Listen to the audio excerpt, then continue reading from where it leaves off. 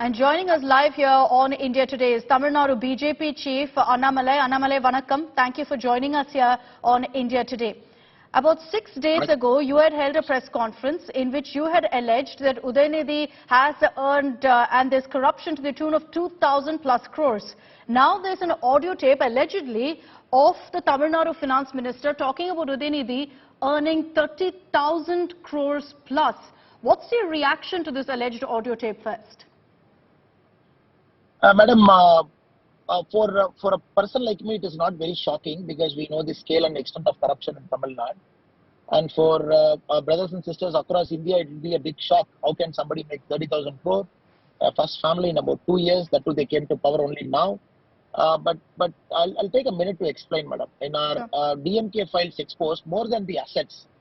Assets are okay, madam. We have mentioned about they own 5,000 crore, somebody 2,000 crore. That's fine, madam. But the more important point that we raised in the DMK files is how the money laundering that happens with DMK first family in a big scale, how they use shell companies across the world to take money outside from Tamil Nadu, again bring that back into Tamil Nadu as a legal source of income. So we have named two companies. One is a Noble Steel, which our Honorable Chief Minister, when he visited Dubai, he signed an agreement for 1,000 crore. So we have raised two documents to say the Chief Minister's son, Udayanidhi Stalin, was a director of Noble Steel in 2009, and Udayanidhi Stalinji's close friend, Anbil Poyyamali, who is our education minister, was also a director of the same company in 2016. Both mysteriously resigned from the company. One more DMK MP called M.M. Abdullah is also a director, promoter of that company. And with that company, they signed an agreement for 1,000 crore, and the money hasn't come. So we are given examples how shell company. The second is the CM's son-in-law, Sabarishan. How he runs a company in UK, in the same address, they have a company in which his co-director is a partner in St. George's Bank, which in turn is linked to one company called Westpac, which is involved in money laundering in African countries mostly. And the Australian financial regulators have flagged off Westpac for doing a lot of money laundering in different parts of the world. So they run a very sophisticated criminal syndicate. The money they make in Tamil Nadu is tightly controlled at the first family level. A group of auditors, they vet every single document, they go through tender, and none of the ministers can issue any tenders on their own. And the money is collected by the first family, then the money goes out of the country.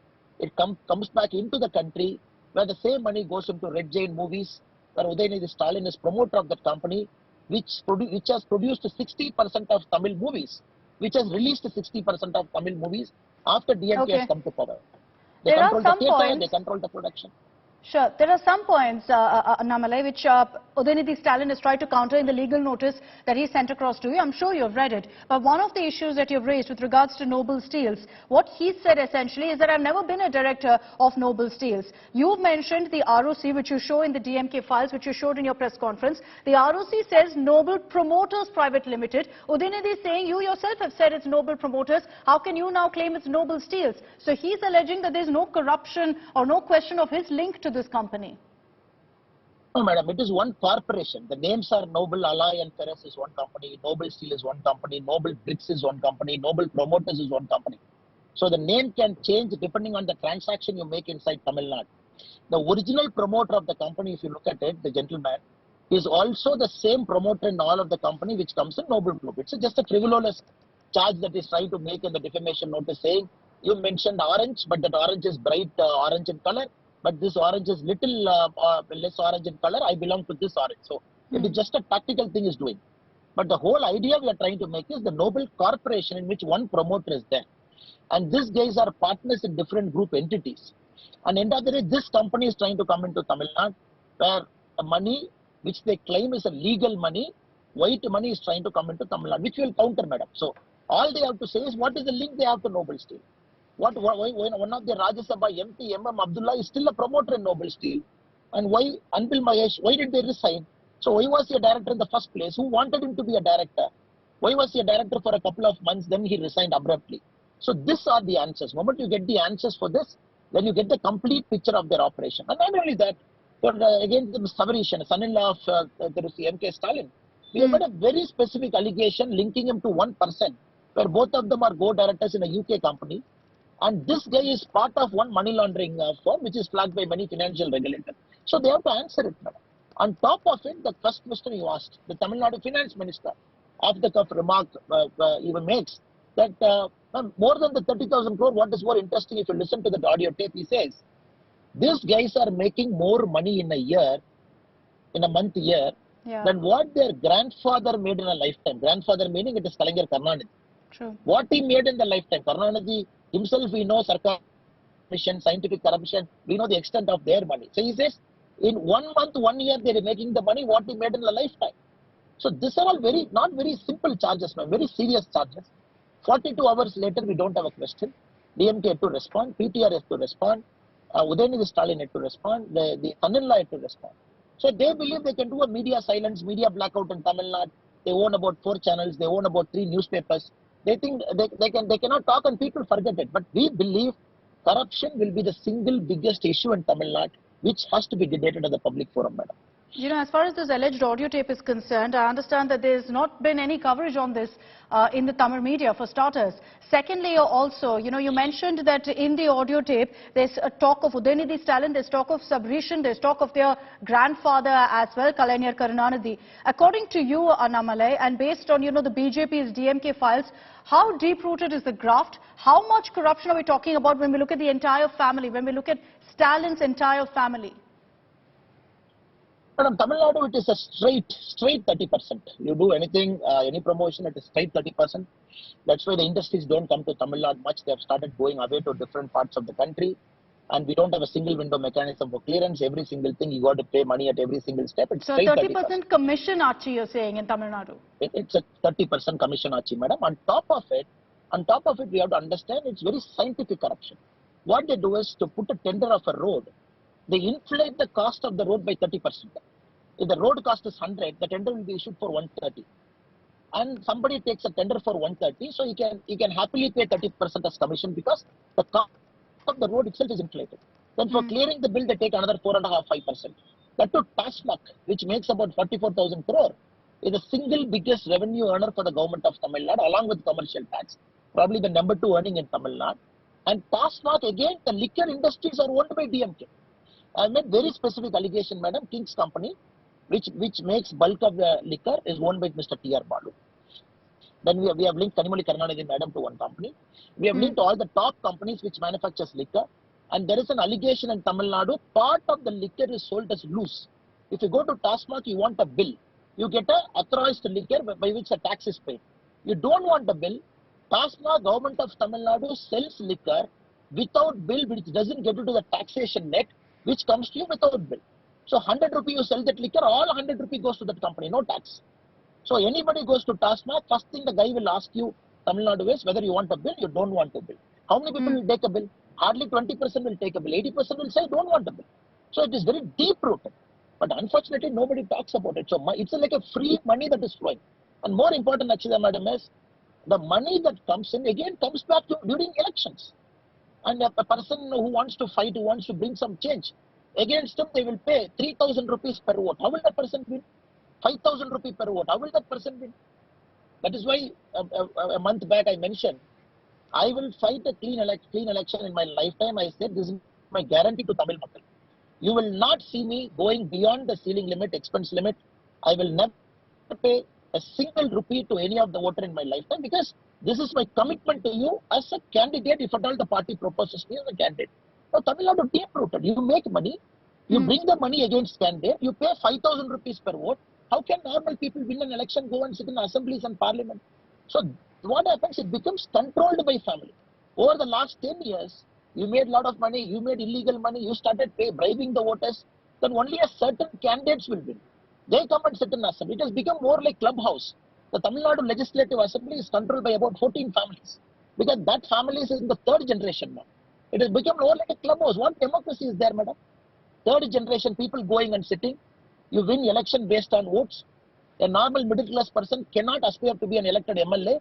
They go and sit in Legislative Assembly. Decades. It's people mandate. What people mandate? You pay 5,000 rupees for one vote, you win the election. You call and the assembly passes a resolution after resolution.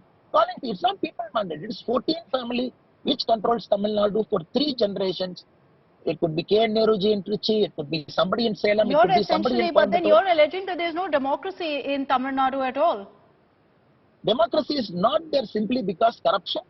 It's a vicious cycle. Because of corruption, lot of money goes back to bribing voters. Okay. And you get the same candidate elected. It's like a vicious cycle. How will the electoral change happen in Tamil Nadu, madam?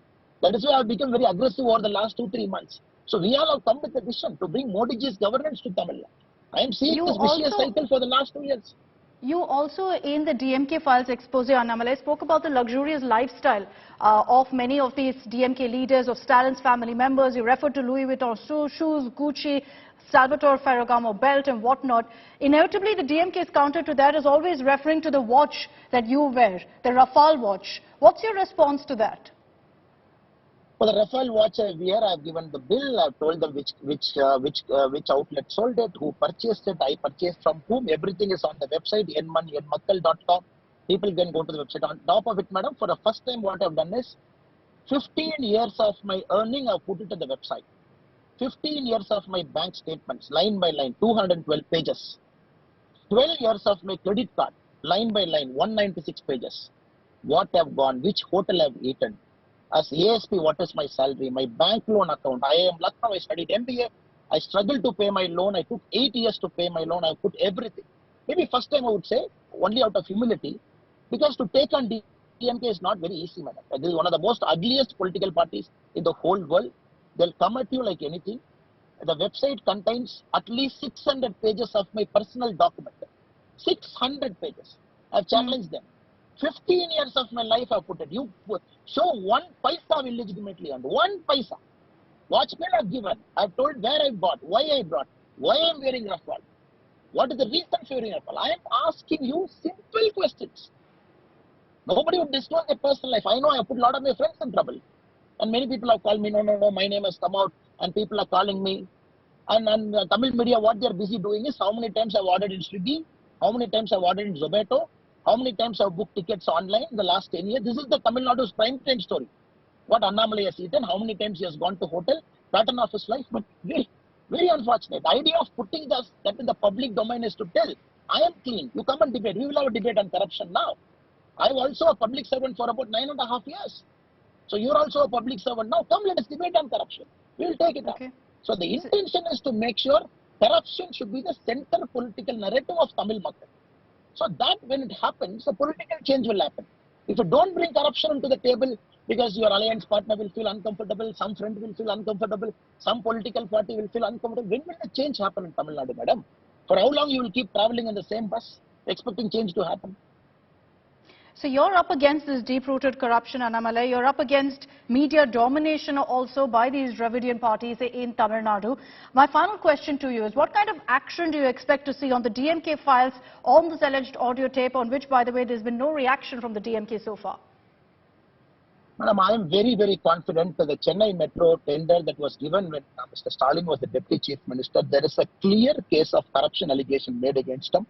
And we are taking it to the CBI. We are in the process of preparing the document and filing it. Very soon we'll be filing as an Indian citizen. And I believe if properly investigated, that will link them directly to bribing a French company called Alstom to get that contract in Chennai. Likewise, there are many cases pending against them. In fact, our cases are pending in Department of Vigilance and Anti-Corruption in Tamil Nadu over the last 2 years. I just want, honestly, some agency taking it up, honestly going behind them, honestly putting these people behind the block. Honestly going after the money laundering thing that is happening. I'm sure it will come. Only now we have started speaking. Only now we are in the thing. But I know I also have to pay a heavy price. It is not that they will keep quiet. All kinds of defamation, suits, criminal complaints, FIR, arrest and everything they will do. But I am determined to take the fight to the finish line. And God is there, Almighty is there, Modi ji is there. Wherever this leads, let it lead it. Okay, let's see how this plays out. But your DMK files expose has no doubt become a national talking point. Annamalai, thank you very much for taking the time out and joining us here on India Today. Thank you, madam.